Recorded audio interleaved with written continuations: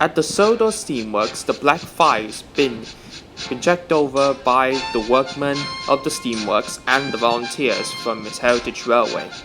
Some of the engines, who'd been told by James about his presence, came to see him. The volunteers and workers work day and night to make sure that his restoration work is done on time. One day, a few weeks after he first arrived, he was waiting for the workmen to check him over again, but they didn't came. Instead, a red diesel named Jeff, who works at the steamworks with Victor and Kevin, pulled up in front of him. "Good morning," he said. "Good morning." "Well, the workers and volunteers. Oh, they're waiting outside for you. It's time for your boiler tests." The black fire smiled. With that, Jeff coupled up to him and pulled him slowly out of the workshop.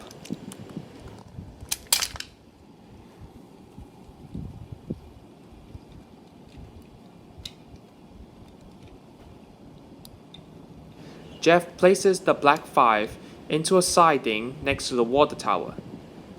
Two workmen walked up and attached the hose from the water tower to the black five's tanks.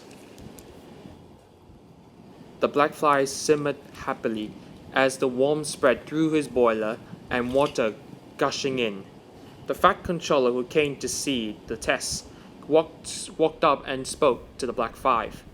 "We will be keeping an eye on your fire, as well as the water pressure gauge," he said. "This might take a couple of hours. This test is going to last about a week." "I understand, sir," said the black five. "I really enjoyed it. Finally I can get a warm fire and water inside my boiler." Soon the test began, and the workmen began taking turns, keeping an eye on the fire, under the supervision of the fat controller and some of the senior workers. The black fire was outside and away from the dark areas for the first time in 20 years. He loved it. Get to see the wonderful sight what was in front of him. 2 days had passed, and the water test was still going on. The fat controller came to see how everything was going. That wasn't until a workman pointed out a problem. "Sir, the water tower is running low." "Oh no," said the fat controller. "This cannot be good." "What cannot be good?" said the black five. "Well, with no water, that means that could go wrong." "Oh no, what are we going to do?" Just then, he can hear a whistle. It was Molly pulling into the station with her passenger train. Then he had an idea. He quickly told a workman to go to the station to inform the station master about the change.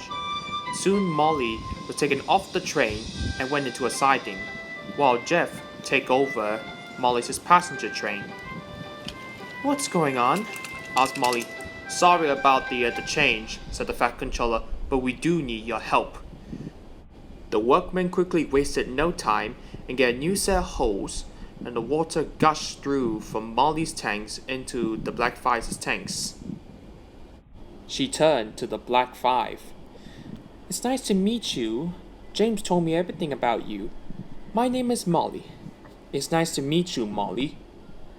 "Although I might be asking, had you thought of a name while you've been restored?"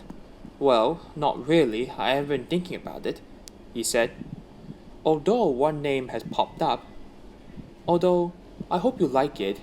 I would like to be called as William." "That's a nice name," said Molly. "I liked it."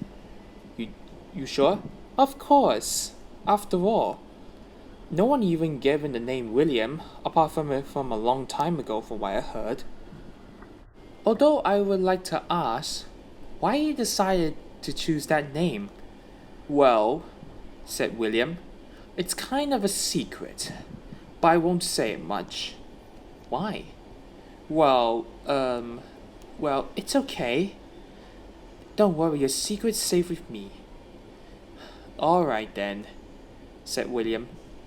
Before he was about to reply, a workman called out, "The water tower level is back on." "Oh, that's great," said the fat controller. "Molly, you can go off now." The water tower can take over. Oh, sorry, William. I got to go. It's nice meeting you. It's nice to meet you too, Molly. Goodbye. Goodbye. With that, Molly puffed off. But she's still wondering what was William's secret. But that's another story.